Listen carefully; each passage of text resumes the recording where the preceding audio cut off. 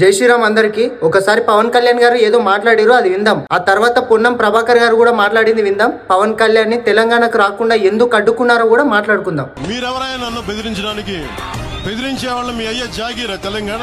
అక్కడ పవన్ కళ్యాణ్ గారు ఏం మాట్లాడారు? ఆయనను తెలంగాణకు రావద్దని బెదిరించిన వాళ్ళ గురించి మాట్లాడాడు. బెదిరించిన వాళ్ళది మీ అయ్యే జాగిరా తెలంగాణ అని మాట్లాడాడు. అవును, అది 100% ఎవరిని అయ్యే జాగిర్ కాదు తెలంగాణ. ఇప్పుడు గద్దెకి కూర్చున్న వాళ్ళు తెలంగాణ కోసం పోరాడలే. 1200 మంది బలిదానాలతో వచ్చింది తెలంగాణ. ఆ 1200 మందిది తెలంగాణ. తెలంగాణలో జీవిస్తున్న ప్రజలది తెలంగాణ. తెలంగాణ కోసం పార్టీ పెట్టి కొట్లాడిన ఆనాటి కేసీఆర్ గారిది తెలంగాణ. యువత గుండెల్లో ధైర్యం నింపి రక్తం మరిగిపోయేలా పాట నూరిపోసిన గద్దరన్నది తెలంగాణ. అవును, అప్పటి ఆంధ్ర పాలకులు తెలంగాణ రాకుండా అడ్డుకున్నారు. అప్పటి ఆంధ్ర పాలకులు వేరు, ఇప్పటి జననాయకుడు వేరు. మిస్టర్ పవన్ కళ్యాణ్, ఇది మా అయ్య జాగిరే, మా తెలంగాణ ప్రజల అయ్య జాగిరే, 4 కోట్ల ప్రజల మనుషుల యొక్క అయ్య జాగిరి. నీ అయ్య జాగిరి కాదు. ఏంది తెలంగాణ మీ అయ్య జాగిరా? ఇప్పుడు గుర్తుకొచ్చిందా మీకు తెలంగాణ?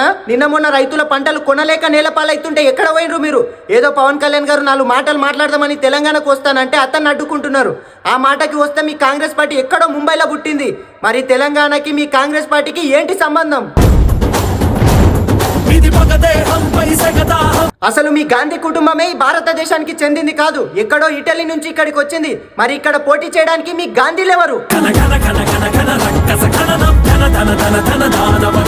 ఇప్పుడు తెలంగాణలో ఉన్న కాంగ్రెస్ పార్టీలో ఇతర ప్రాంతాలకి చెందిన వారు ఎవ్వరూ లేరు అన్నట్టుగా మాట్లాడుతున్నారు పొన్నం ప్రభాకర్ గారు.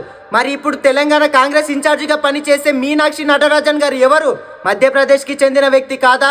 ఆల్ ఇండియా కాంగ్రెస్ కమిటీ కార్యదర్శిగా పనిచేసే సచిన్ సావత్ ఎవరు? మహారాష్ట్రకి చెందిన వ్యక్తి కాదా? వాళ్ళు ఎందుకు ఇక్కడ పనిచేస్తున్నారు? అంటే వాళ్ళకొక న్యాయం, వీళ్ళకొక న్యాయమా? తెలంగాణ ఆంధ్ర విడిపోవద్దని ఎంఐఎం పార్టీ మరీ కొట్లాడింది. అదే ఎంఐఎం పార్టీ ఇప్పుడు తెలంగాణలో వచ్చి బాజాప్తా పోటీ చేస్తుంది. మరి ఆ ఎంఐఎం పార్టీ గురించి మాట్లాడారే మీరు?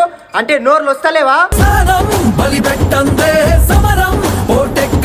ఏ ప్రాంతంలో పుట్టినా సరే ఇంకో ప్రాంతానికి వెళ్లి ఎన్నికల్లో పోటీ చేయొచ్చని రాజ్యాంగం ఇచ్చిన హక్కు. వచ్చే ఎన్నికల్లో ఖచ్చితంగా పవన్ కళ్యాణ్ గారు తెలంగాణకి వస్తారు, వచ్చి పోటీ చేస్తారు, గెలిపించుకుంటాం కూడా. ఏం చేసుకుంటారో చేసుకోండి. జై హింద్, జై భారత్.